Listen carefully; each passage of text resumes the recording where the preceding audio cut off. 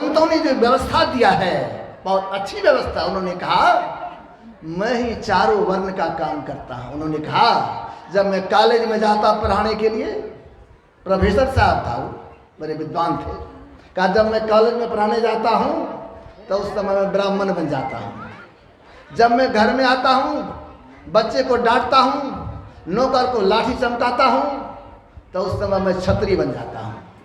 और जब मैं खाने के लिए बैठता हूं, बच्चे को खिलाने लगता हूं तो उस समय मैं वैश्य बन जाता हूं। और जब सेवा की बात आता, माँ है, पिता है, बड़े जन है, गुरुजन है, उनके चरण दबाने की बात आता है, और जब मैं शौचालय जाता हूं तो अपने हाथ से मैं गंदा साफ करता हूं दूसरे हाथ से, उस समय मैं सेवा करने वाला हो जाता हूं। आदमी तो एक ही है, लेकिन काम करने में काम छोटा नहीं होता है, लोगों की सोच छोटा होता है। अमेरिका में अभी भी लोग कहते हैं वहाँ पर काम छोटा नहीं है। वहाँ पर कार से जाते हैं, जो मिस्तर है ना, जिसको आप छोटा कहते हैं, वो कार से जाएगा, साफ सुथरा करके आ जाता है, तो अपने को छोटा नहीं। काम करने वाले काम को छोटा नहीं, सोच को छोटा कहा जाए। अपने चिंतन को बढ़ाइए, अपनी सोच को बढ़ाइए। हमारे ऋषियों ने, हमारे संतों ने और हमारे भगवंतों ने जो हमको ज्ञान दिया है, उस ज्ञान को आत्मसात कीजिए। उस ज्ञान का मनन नहीं करते हैं, चिंतन नहीं करते हैं, इसलिए समाज में लोग विद्वेष करने लगे हैं। ये जो जातिगत परंपरा आ गया है, ये जाति एक कोर हो गया है, एक कलंक हो गया है। इसीलिए हमको ज्ञान चाहिए। हमारी आराध्य ने डंके की चोट पर कहा जितने मनुस्तनधारी हैं प्रभु भक्ति कर सकते सभी, अंतर वो बाहर भक्ति कर घटपट हटाना चाहिए। इसको मिटाइए, ये मिटेगा ज्ञान से, ये ज्ञान से मिटेगा। मुझे एक प्रसंग याद हुआ आया। एक बहुत बड़े ऋषि हुए, उस ऋषि का नाम था जबाल ऋषि, बड़े ऊंचे दर्जे के। उनका उपनिषद आया है, तो संजोग से उनकी माँ जवाली थी, तो माँ गरीब थी, सेवा देती थी सबों के, यहाँ बड़े बड़े के घरों में जाते थे। कभी कभी साधु महात्मा जाते थे तो उनकी भी सेवा कर देती थी। संजोग से उनका एक पुत्र हुआ।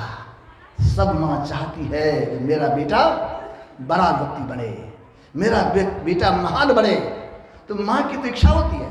तो माँ अपने पुत्र को भेजा, उस समय के बहुत बड़े विद्वान महर्षि गौतम ऋषि थे, उनके पास भेजा। कहा जाओ महर्षि जी से कहना महाराज मुझे भी ज्ञान दीजिए, मैं भी ज्ञान सीखना चाहता हूँ।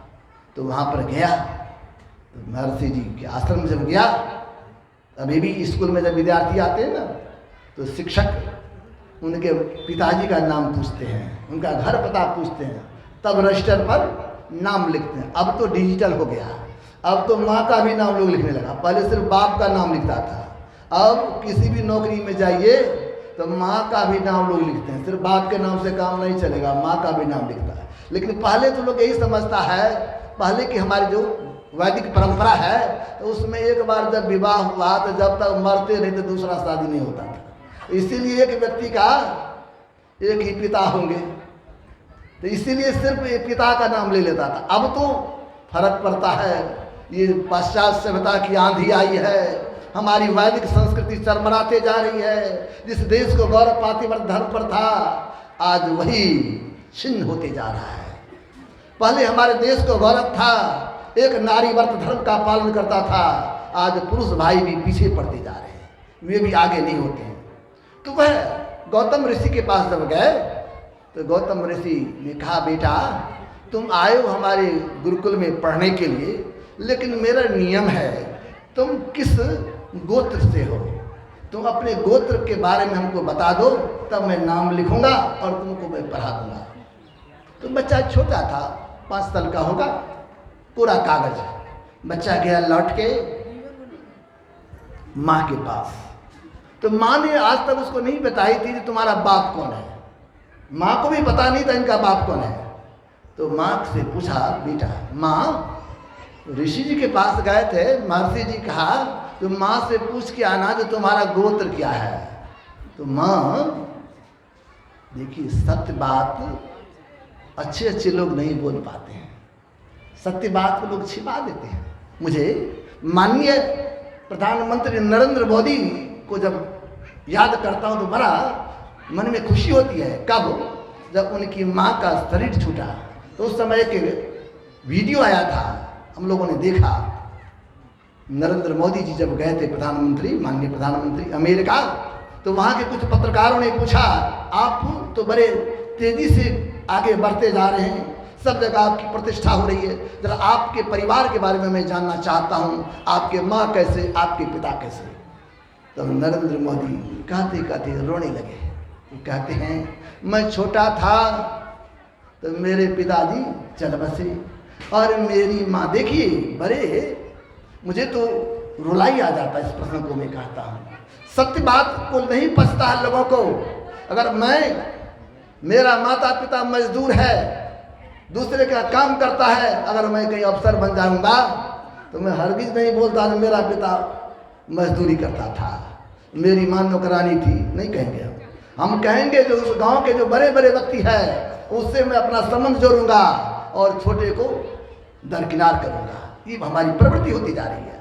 लेकिन देखिए, वो बच्चा माँ के पास जब गया तो माँ भी थी तो नौकरानी का काम, दाई का काम करती थी, लेकिन सत्य को जानती थी। वो कहती है, बेटा सत्य बोल दिया। जिस तरह नरेंद्र मोदी बोले, मेरी माँ नौकरानी का काम करती थी, लोगों के यहाँ चौका बर्तन करती थी, जूठन, इस तरह कहते कहते मोदी जी रो दिए थे। जो हमारी माँ दूसरे के यहाँ जूठन साफ करती थी और वहाँ से कुछ लाती थी, तो उसी से हम लोग को पढ़ाने का काम किया। मैं पढ़ के अभी माँ के आशीर्वाद से यहाँ तक पहुँचा। कितनी गौरव की बात है, कितनी गौरव की बात है। वही बात जब गए जवाल, तो उनकी माँ जब कहा, बेटा जा तू कह देना जब मेरी माँ दाई का काम करती है, बहुतों के घर में सेवा करती है, और बहुतों का परिचर्या किया है, और कैसे मेरा जन्म हो गया तो मेरे माँ को भी पता नहीं कि हमारे पिता कौन है, तो गोत्र के बारे में मैं क्या कहूँगा। यही बात कह दिया। जैसे कह दिया तो देखिए, ऋषि होते हैं, संत होते हैं, बड़े दयालु, त्रिकालदर्शी होते हैं। संत का हृदय बड़ा कोमल होता है। बच्चा जैसे माँ कह दिया हूँ बहू, उसी बात को ऋषि के पास, गौतम ऋषि के पास उन्होंने सुना दिया। अब गौतम ऋषि तो संत थे, ऋषि थे, उनको हृदय से लगा देगा, बेटा जो सत्य का आचरण करता है, सत्य जो बोलता है, जिसके जीवन में सत्य समाया हुआ है, वही ब्राह्मण होता है। जो झूठ बोलता है, जो शराब पीता है, जो नशा का सेवन करता है, जो व्यभिचारी है, जुआरी है, वो ब्राह्मण नहीं है। ब्राह्मण तो वो है जो सत्य का आचरण करता है। बेटा तुम्हारी माँ भले नहीं कहा, लेकिन तुम्हारे आचरण से लगता है तुम ब्राह्मण हो। उनको हृदय से लगा लिया, कहा बेटा तुम जो हो इसका पता मुझे नहीं है, लेकिन मैं तुम्हारे आचरण से तुमको समझता हूँ तुम ब्राह्मण हो, तुमने सत्य को आचरण में उतारा है, इसलिए आज से तुम्हारा गोत्र मेरा ही गोत्र हो गया। उसको गौतम ऋषि अपना गोत्र दिया और उसका नाम सत्यकाम जवाली हो गया, और बाद में बहुत बड़े ऋषि बने, उन्होंने जवाल दर्शनोपनिषद की रचना किया। तो मेरे कहने का भाव, ज्ञान से लोग महान होते हैं, ज्ञान से लोग पूजित होते हैं। जहाँ ज्ञान है वहीं लोग सिर झुकाते हैं। एक सिर झुकाना श्रद्धा से होता है। इसमें अगर आप इसको किसी और जगह से बांधते हैं तो ये बात नहीं है। एक संस्कृत में हम लोग पढ़ता था श्लोक में, जो भगवान श्री कृष्ण की पूजा सब करते हैं, लेकिन उनके पिता वसुदेव जी की पूजा करते हैं, कोई जानते हैं उनको, अगरबत्ती घुमाते हैं, लेकिन भगवान श्री कृष्ण की पूजा क्यों? तो उनमें आचरण था, उनमें गुण था। जिसमें आचरण होगा, गुण होगा, उनकी पूजा होगी। इसीलिए समाज के लोगों को चाहिए संतों के ज्ञान को आचरण में उतारें, सत्य को जीवन में उतारें। जब सत्य को जीवन में उतारेंगे तो हम भी अच्छे बन जाएंगे, हम भी सुंदर बन जाएंगे, हमारा भी संस्कार उत्तम बन जाएगा और हम भी ज्ञानी बन जाएंगे। हम भी ज्ञानी बन जाए। इसलिए सबको ज्ञानी बनना है, सबको आगे बढ़ना है, संतों के ज्ञान को आचरण में उतारिए। और अभी आपने बड़ा सुंदर पाठ में सुन रहा था, हमारे देश को गौरव है, यहाँ के पशु, यहाँ के पक्षी भी भक्त होते हैं, यहाँ के पशु पक्षी भी भक्त होते हैं, संत होते हैं। गरुड़ जी महाराज, काकभुजंड जी महाराज, इन सबों का कितना कितना सुंदर प्रसंग आया है। और यहाँ पर जो आप प्रसंग सुन रहे थे, शिव अज सुख सनकादिक नारद, जे मुनि ब्रह्म विचार विशारद, सब कर मत खग नायक यहा, करिय राम पद पंकज निहा। कहते हैं पंचायत, ये पंचायती राज हुआ, पंचायत बैठा और पंचायत में बड़े ऊंचे दर्जे के पंच सब बैठे हुए थे। भगवान शिव, ब्रह्मा जी, सुखदेव मुनि, शनकादिक जो चारों ऋषि कुमार थे वे थे, और नारद जी महाराज, ये सब एक जगह बैठे और तब निर्णय दिया। ये सब साधारण महापुरुष नहीं थे, बड़े ऊंचे दर्जे के महापुरुष थे। ये सब एक जगह बैठा, तब सबों ने एक साथ निर्णय दिया। क्या निर्णय दिया?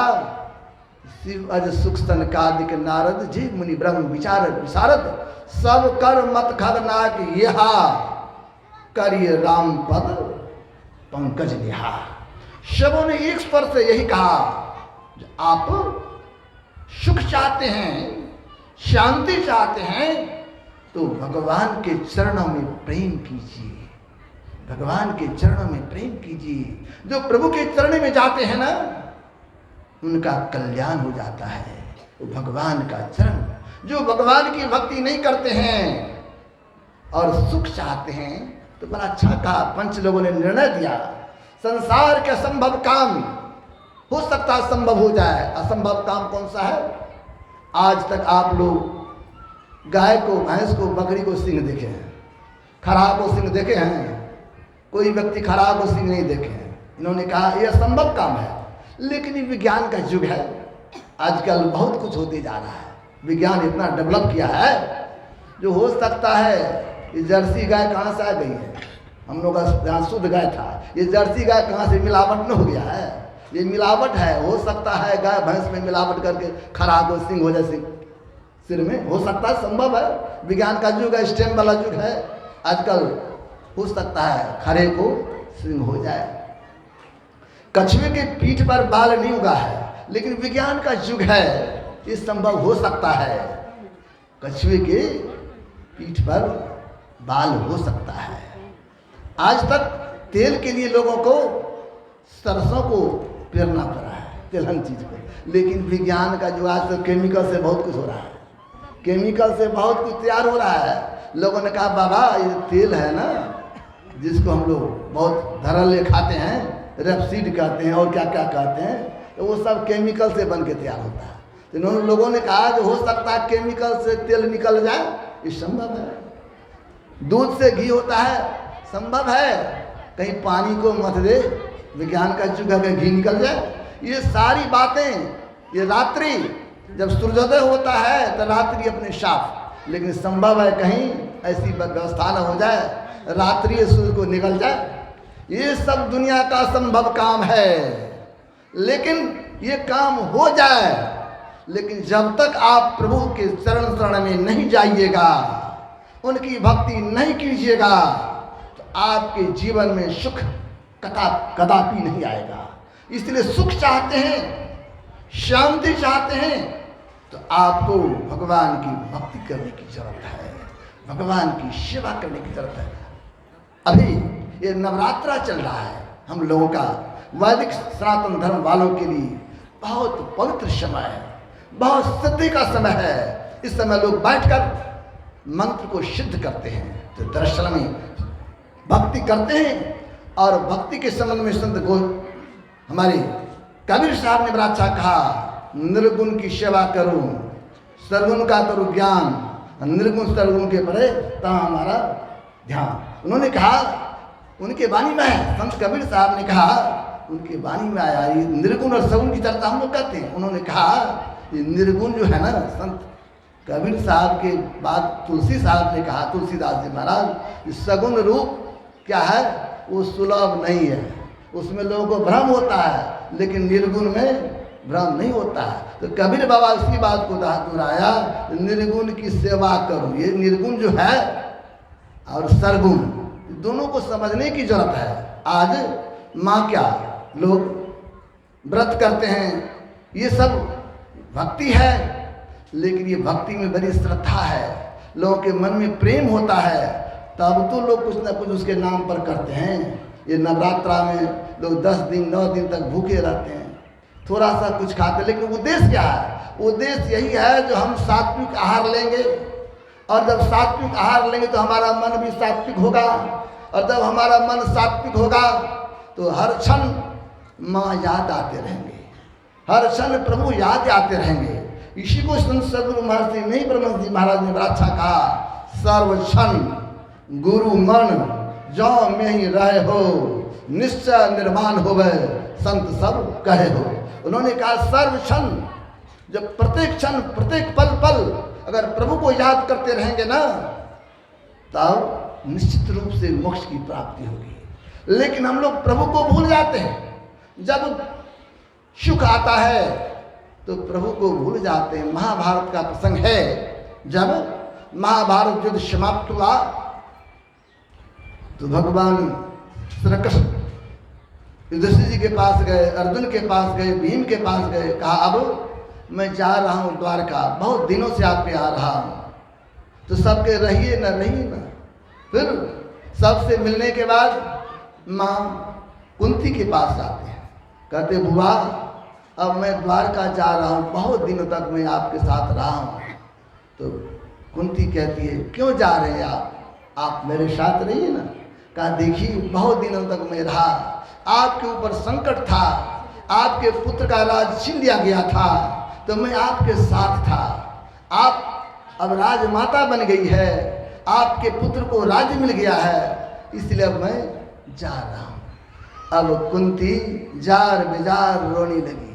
जब कुंती रोने लगी तो भगवान श्री कहते बुआ ये कौन सी बात है, जब इतनी विपत्ति था आपके पास आज तक कभी नहीं रोई है, और आज आपके पुत्र राजा बन गए हैं, आप राजमाता बन गई है, सारी सुख सुविधा आपके साथ है, तो आप क्यों रो रही है? अब तो कम से कम खुश रहिए, हमको विदा कीजिए, जाने दीजिए।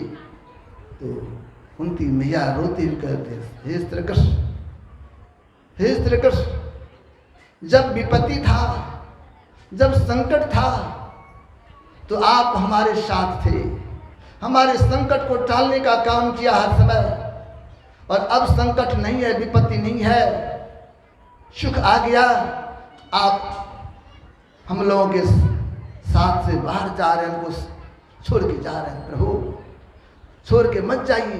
तो भगवान श्री कृष्ण बुआ काहे रोती है, जो कुछ मांगना अभी भी मांग लो, मैं देने को तैयार हूँ।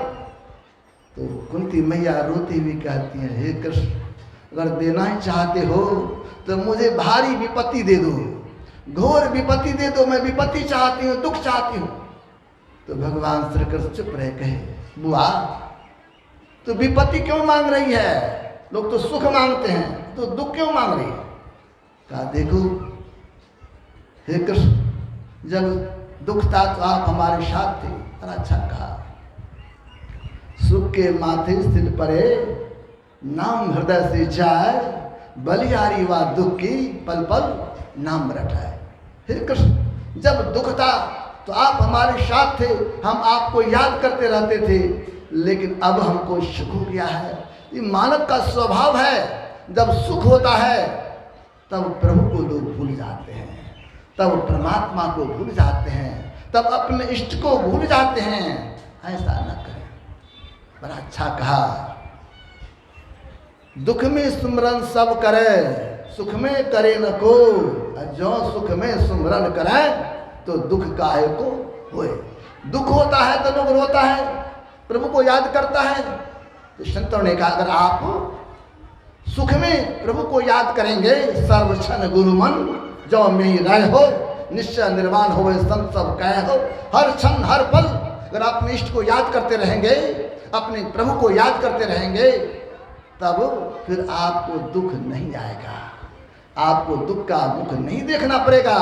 गलती तो हम लोगों की है, जैसे सुख आया तो प्रभु को भूल जाते हैं। जब हम लोग माँ के गर्भ में थे, जब माँ के गर्भ में थे तो कितना कष्ट था।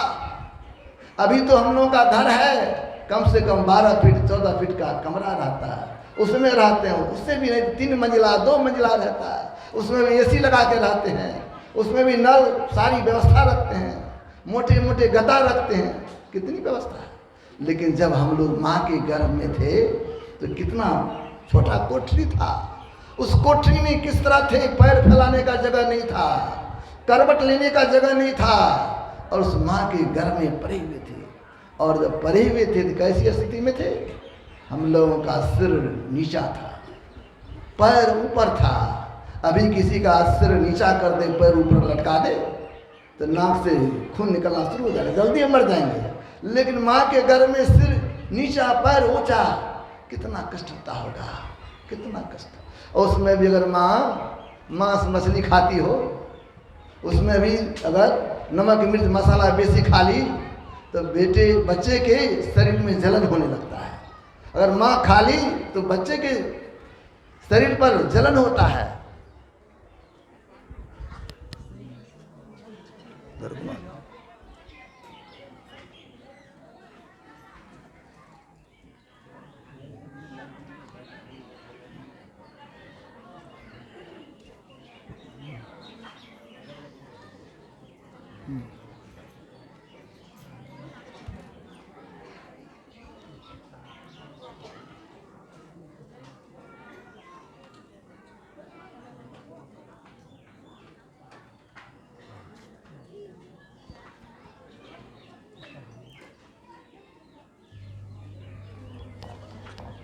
श्री सदगुरु महाराज जी की जय।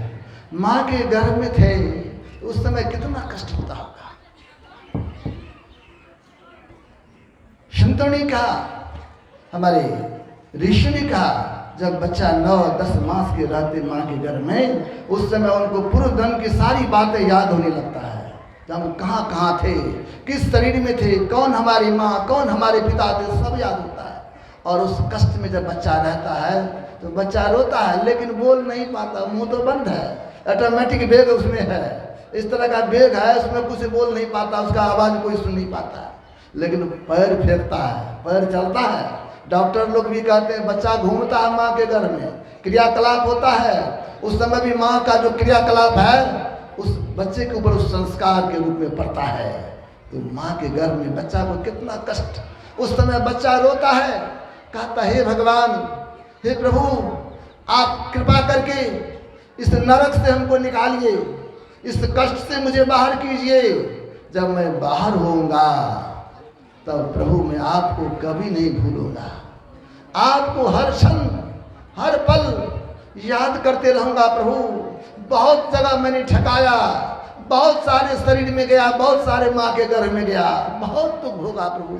अब की बात मैं जब निकलूंगा अबरी के बाद बकसुमुर साहब जन्म जन्म के चेड़िए, ये प्रभु अब आप निकालिए, फिर मैं आपको कभी नहीं भूलूंगा। संत कबीर साहब ने बड़ा अच्छा कहा, जब जीव रहे भैया माता के गर्भ में, प्रभु जी से कैल करार हो, बाहर है बे भगवान भजन हम करबे, अब भजन करी जन्म सफल करी ले। कहते तो हैं जब माँ के गर्भ में है तो कुछ नहीं, और जैसे माँ के गर्भ से आए जन्म हुआ, और जैसे जन्म हुआ तो लोग कहता है जो बच्चा रोता है, संतों ने कहा बच्चा जब जन्म लेता है ना, तो जिस तरह काल कोठरी में कोई बंद हो अंधकार में एकाएक बाहर निकल जाता है, तो प्रकाश को देखता है तो लगता हम दूसरे दुनिया में आ गए। तो बच्चा कहता एकाएक कहता कहाँ हे प्रभु, अब मैं कुछ नहीं, कहाँ था कुछ। लेकिन प्रभु को उस समय भी देखता है बच्चा। और एक बात और मैं कहता हूँ, जब बच्चा छोटा रहता है तो कभी कभी मुस्कुराता है, कभी कभी रोता है, तो माई लोग कहती है छठी मैया रुला रहा है, रुला रही है। लेकिन बात ये नहीं है, जब बच्चा छोटा रहता है, आंख बंद है, अभी संसार के विषय का बयार नहीं लगा है, तो उस समय बच्चे के मन में याद आता है हे प्रभु आप कैसे थे। उस प्रभु को याद करता है तो बच्चा मुस्कुराने लगता है। और जब एकाएक बच्चे देखता प्रभु हमारे सामने से हट गए तो फिर बच्चे रोने लगता है। ये बच्चे की स्थिति है। हम लोग ने उस प्रभु से प्रतिज्ञा किया है कि संसार में आके आपका भजन करेंगे, लेकिन हम लोग जब से संसार में आते हैं उस प्रभु को भूल जाते हैं। उसी बात को याद करवाने के लिए संत महापुरुष आते हैं और लोगों को याद करवाते हैं, भाई आपने जो याद किया था, प्रभु से जो प्रतिज्ञा की थी, उस प्रतिज्ञा को पूरा कीजिए, झूठ नहीं बोलिए, सत्य पर चलिए। आपने कहा था मैं आपका भजन करूंगा, तो भूल क्यों गए? भूलिए मत, उसी बात को याद करवाते हैं। और जब लोगों को याद होता है, जिनको याद हो जाता है तो वो भागता है, वो मुड़ता है, वो प्रभु के भजन में लगता है। उनको बाहर के विषय में मन नहीं लगता है, उसको खान पान में मन नहीं रमता है, उसका मन प्रभु के चरणों में बराबर लगता है। इसीलिए परमात्मा से जो हमने प्रार्थना किया है तो हमारा एक कर्तव्य बनता है, करिए राम पद पंकज निहार। इसलिए तो प्रभु के चरणों में प्रेम करें, उनकी भक्ति करें। और भक्ति करेंगे तो कैसे भक्ति करेंगे? उस प्रभु को पाना चाहते हैं तो क्या करें? संतों ने कहा उस प्रभु को पाना चाहते हैं तो इसके लिए वो प्रभु सब जगह है। वो भगवान श्री राम कहीं गए नहीं है, भगवान श्री कृष्ण कहीं गए नहीं है, भगवान शिव कहीं गए नहीं है। उनकी शक्ति, उनकी सत्ता सब जगह है। उनकी सत्ता और उनकी शक्ति हमारे अंदर में भी है। इसलिए उस प्रभु को प्राप्त करना चाहते हैं, आप अपने अंदर में चलिए। जितने ऋषि मुनि हुए हैं सब अपने अंदर में गए। हाँ, हमारी वैदिक सनातन धर्म में मंदिर है, देवालय है, ठाकुरवाड़ी है, इसकी भी विशेषता है। मंदिर में जाते हैं, ठाकुरवाड़ी में जाते हैं, देवालय में जाते हैं तो वहाँ जाने के बाद प्रभु याद होते हैं। जैसे मंदिर को देखते हैं ना तो मन में होता है भगवान का मंदिर है, तो भगवान याद हो जाते हैं। एक रामकृष्ण परमहंस जी महाराज बंगाल में एक संत हुए, उन्होंने बड़ा अच्छा कहा, जब लोग वकील साहब को देखते हैं ना तो मन में आ जाता है, ओ हमारा अभी तो तारीख हम दिन है, हमको भी कोर्ट जाना है, हमको व्यक्ति को गवाह बनाना, तुरंत दिमाग में बात कौन जाती है। अगर कहीं जाते जाते किसी डॉक्टर साहब को देख लेते, आला लेके जा रहे हैं, ओहो हमको तो बीपी चेक करवाना था, अब शुगर का क्या स्थिति है, डॉक्टर के पास जाएंगे। जैसे देखते हैं तो रोग का याद हो जाता है, हॉस्पिटल का याद हो जाता है। इस तरह व्यवस्था है। संतों ने कहा उसी तरह अगर आप साधु को देखते हैं, संत को देखते हैं तो साहब आवे याद। क्यों? तो मन में होता है कि हम लोग भी ने तो परमात्मा से इकरार किया था, परमात्मा से प्रतिज्ञा किया था माँ के गर्भ में, लेकिन मैंने कुछ नहीं किया। और जैसे संत को देखते हैं ना तो मन में याद हो जाता वो माँ के गर्भ का दुख, लेकिन फिर हमको वही दुख में जाना पड़ेगा जिस दुख को हमारी आराध्य ने कहा, आवागमन सम दुख दूजा है नहीं जग में कोई, इसके निवारण के लिए प्रभु भक्ति करनी चाहिए। जन्म लेना यानी माँ के गर्भ में आना, और फिर मरने के समय बड़ा दुख होता है। मरने के समय हंसते हुए किसी को जाते देखे आज तक?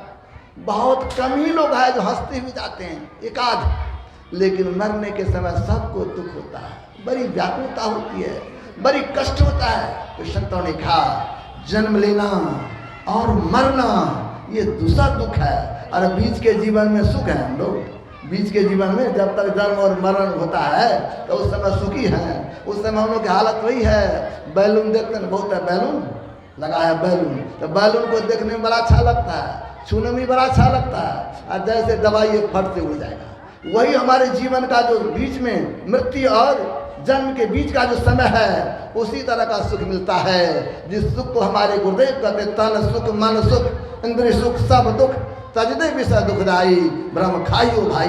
ये सब जो दुख है उस सुख के पीछे दुख लगा हुआ है, इसलिए विषय के सुख में न पड़ें, तब अपने अंतर में चलें।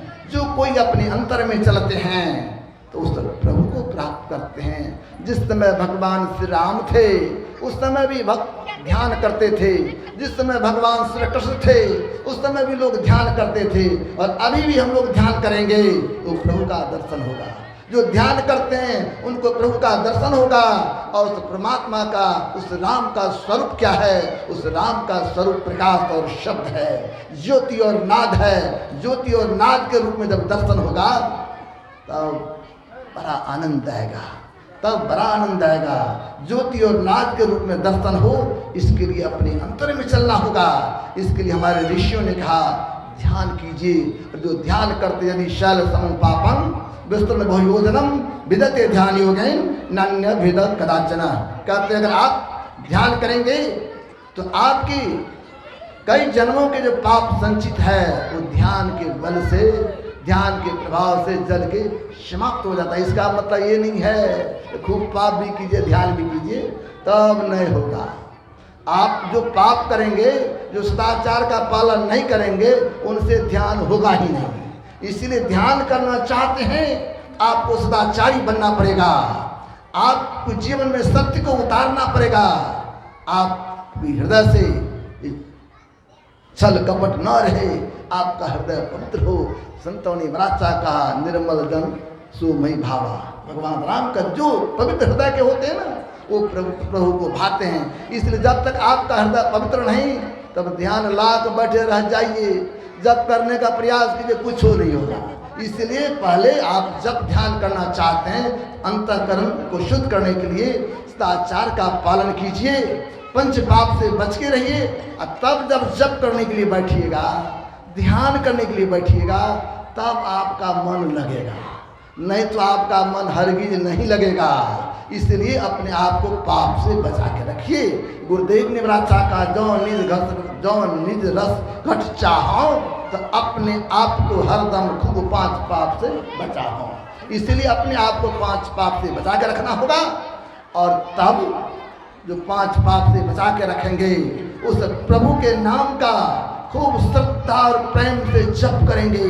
और जब जप करेंगे प्रभु जब द्रवित होंगे तो वो आपको दर्शन होगा अपने अंदर में। और जिनको अंदर में प्रभु का, अपने इष्ट का दर्शन होता है उनका अंतःकरण शुद्ध होने लगता है। और साथ ही साथ और अंतर धसने के लिए, स्थूल से सूक्ष्म में जाने के लिए क्या करना होगा? तो हमारे भगवान श्री कृष्ण ने कहा अंदर में जानने के लिए क्या करना होगा? नासिकाग्र में जाना होगा। उसमें जाने के लिए किसी दिशा को न देखते हुए तब फिर आपको देखना होगा।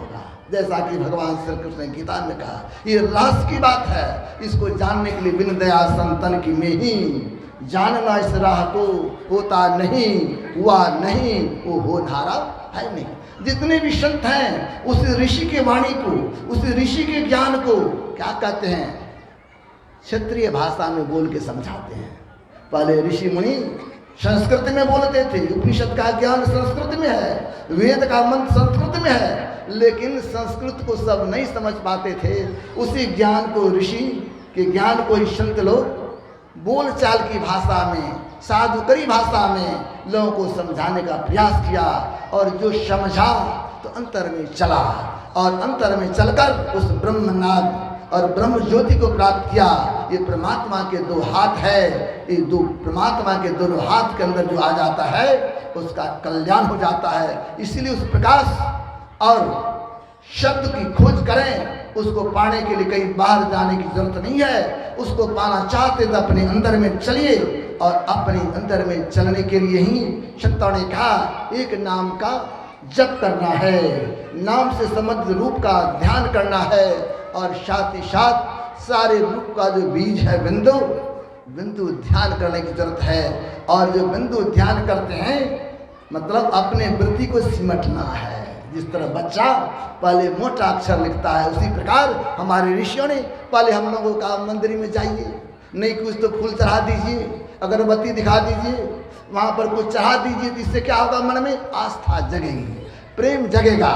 जितना देर तक मंदिर में बैठे हैं तो मन माँ के चरणों में लगा रहता है, भगवान शिव को याद करते रहते हैं, भगवान राम को याद करते रहते हैं। इतना तक तो है, लेकिन सिर्फ इतना तक न करें, वहाँ जाएं, सब कुछ चढ़ा दें और चढ़ा करके उस प्रभु का नाम को जपना शुरू करें, उनका ध्यान करना शुरू करें। उनकी कृपा होगी, अंतर में उनका दर्शन होगा। और संतों ने कहा फिर उनके जो प्रकाश स्वरूप है शब्द स्वरूप है, उनका भी चिंतन कीजिए और अपने अंतर में चलिए। तो कहने का मतलब, जिस तरह बच्चा प्रारंभिक अवस्था से शुरू करते हैं, अंत में विद्वान बन जाता है, उसी तरह मंदिर है, देवालय है, वहाँ जाइए, लेकिन वहीं टिक के ना रह जाइए, उसके राज को समझिए और अंतर में चलकर जब धसेंगे, ध्यान करेंगे, तब उस प्रभु को प्राप्त कर लेंगे। उस राम का दर्शन हो जाएगा। जब उस राम का साक्षात्कार हो जाएगा, इसके लिए हमारे गुरुदेव कहते हैं, मानस जप कीजिए, मानस ध्यान कीजिए, दृष्टियों की साधना कीजिए और नादानुसंधान कीजिए। इस प्रक्रिया को करते हुए अपने अंतर में चलेंगे, सारे आवरणों को पार करेंगे और उस लोक में चले जाएंगे जहाँ ये सूर्य प्रकाशित नहीं होता है, ये चांद प्रकाशित नहीं करता है। उस लोक से फिर संसार में आना नहीं पड़ेगा, जन्म लेना नहीं पड़ेगा और मरना नहीं पड़ेगा। उस प्रभु के धाम में चले जाएं, कहूँ उस देश की बतिया जहाँ नहीं हो दिन रतिया। वहाँ जब चले जाएंगे तो फिर आपका पुनरागमन नहीं होगा, फिर माँ के गर्भ में नहीं जाना पड़ेगा और आपका परम कल्याण हो जाएगा। और इसको करने के लिए सदाचार का पालन करें। इसको करने के लिए भोजन पवित्र करें, पवित्र आहार लें, मांस मछली का सेवन न करें। अगर मांस मछली का सेवन करते हैं तो स्वास्थ्य भी बिगड़ता है। धर्म के दृष्टि से भी अपने आप को लोग छोटा गिल्टी महसूस करता है। जो मांस मछली नहीं खाते हैं तो उसको दोष नहीं है। जो मांस मछली खाता है तो कहीं कहीं देखते हैं मांस मछली खाने वाले बगल होता है, कहता नहीं बाबा हम खाते हैं, मतलब उनको भीतर से है, हमसे गलती हो रही है। इसलिए संतों ने कहा मांस मछली का सेवन न करें। ये मांस मछली का आहार देवता लोग नहीं करते थे, ये लोग दानव का आहार है। इसलिए हम दानव न बने, मानव बने और मानव से देवता बनना चाहते हैं। और आपको आचरण को पवित्र रखना पड़ेगा, सदाचार का पालन करना होगा, तब आपकी उन्नति होगी। और घर द्वार में रहें, माता पिता की सेवा करें, बड़े बुजुर्ग की सेवा करें, गुरुजनों की सेवा करें। आज हमारी संस्कृति बिगड़ते जा रही है, लोग माता पिता का सेवा नहीं करते हैं। लेकिन हम लोग कहेंगे संसार के किसी भी धर्म ग्रंथ में, किसी भी संप्रदाय के किसी भी ग्रंथ में ये नहीं लिखा हुआ है कि माता पिता को भोजन नहीं दो, माता पिता को बांट दो, अलग में रख कर दो, ऐसा कहीं लिखा हुआ है? किसी धर्म ग्रंथ पढ़िए, चाहे पुराण हो, वेद हो, उपनिषद हो, कहीं नहीं लिखा हुआ है जो माता पिता को अलग करो, कहीं नहीं लिखा। सब में है जो माता पिता प्रत्यक्ष देवी देवता होते हैं, इसलिए वो चेतन देवी देवता है, उनको पहले भोजन करवाइए तब आप भोजन कीजिए। ये सब जगह लिखा हुआ है, लेकिन इस बात को हम लोग नहीं पूछते हैं। हमें चाहिए माता पिता की सेवा करें। अगर हम अपने माता पिता की सेवा करेंगे तो भविष्य में भी हमारे बच्चे हमारा सेवा करेगा। अगर हम नहीं सेवा करेंगे तो हमारी सेवा नहीं होगी। पूज्यपाद महर्षि संत सेवी परमहंस जी महाराज कहा करते थे, कर भला होवे भला, करके भला तू देख ले, कर बुरा होवे बुरा, करके बुरा तू देख ले। अगर हम अपनी माता पिता की सेवा करेंगे, अपनी सास ससुर का सेवा करेंगे, तो भविष्य में हमारे भी बच्चे हमारा सेवा करेगा। इसीलिए अपने अपने दायित्व को समझिए, अपने अपने कर्तव्य का बोध रखिए और माता पिता गुरुजनों की सेवा करें। जहाँ हो बन सके तो भूखे को भोजन दीजिए, प्यासे को पानी दीजिए। और सबसे बड़ा धर्म यही है, सबसे उत्तम ज्ञान यही है, सत्य को आचरण में उतारिए, सत्य को जीवन में धारण कीजिए।